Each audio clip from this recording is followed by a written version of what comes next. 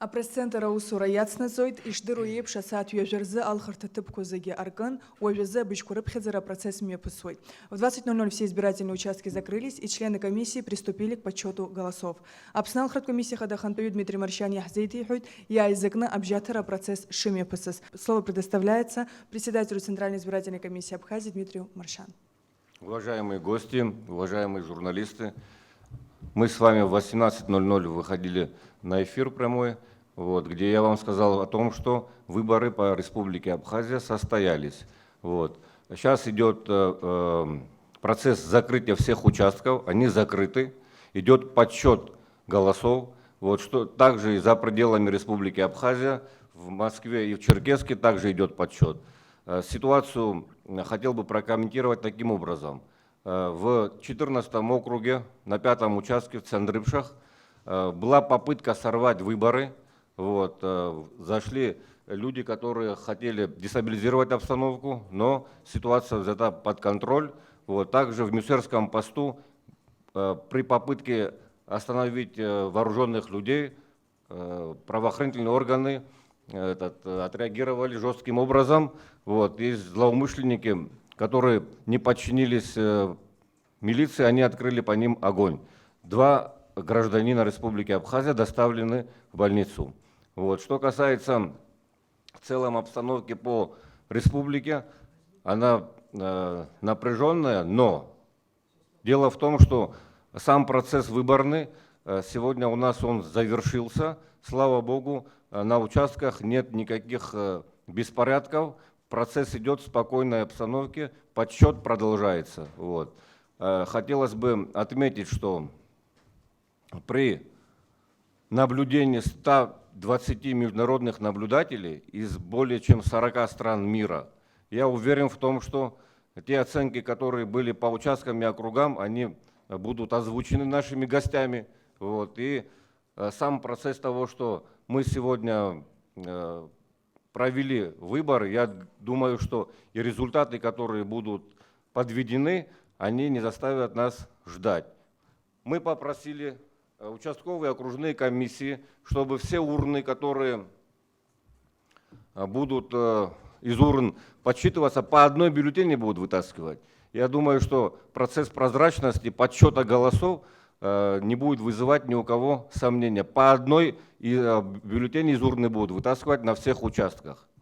Что касается того, что кто хотел выборы сорвать на данном участке, по ним уже возбуждено уголовное дело по факту.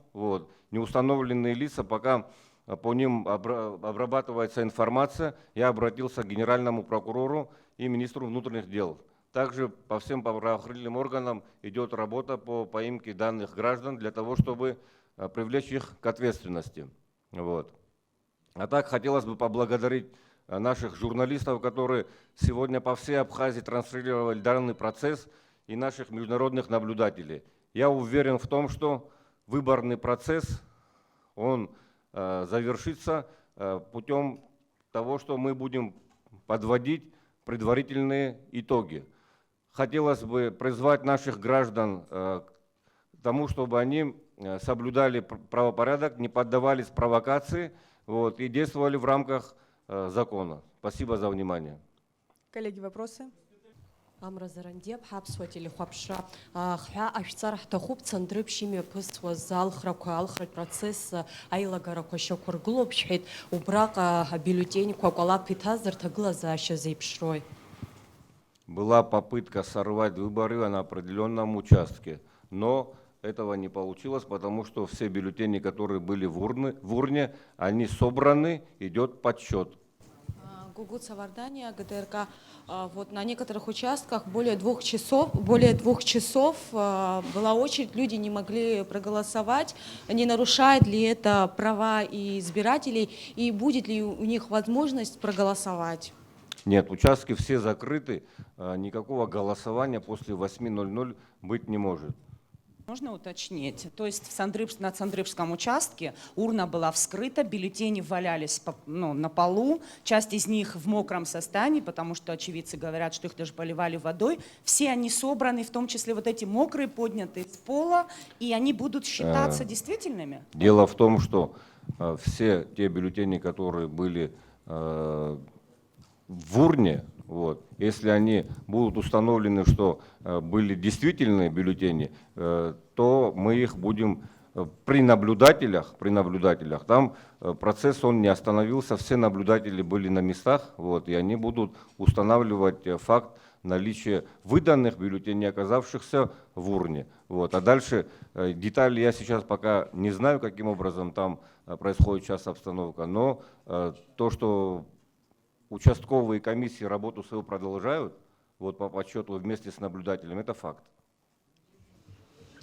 А скажите, пожалуйста, еще какие-нибудь крупные нарушения были зарегистрированы и повлияли они как-то, по вашему мнению, на ход голосования, или вы оцениваете голосование как прошедшее удовлетворительно? Дело в том, что те обращения, которые к нам поступают, мы сейчас их обрабатываем, вот, и та информация, которая будет у нас установлена, мы вам позже сообщим. Наверное, уже завтра с утра. Спасибо. Передайте микрофон, пожалуйста. Дмитрий Зурабович, по поводу индустриального колледжа, если можно, скажите, что там было с урной? Спасибо. По индустриальному колледжу к нам никаких заявлений не поступало, там также идет подсчет. То есть урна не была опечатана? У нас такого обращения не было. Спасибо. Секундочку, дайте я уточню.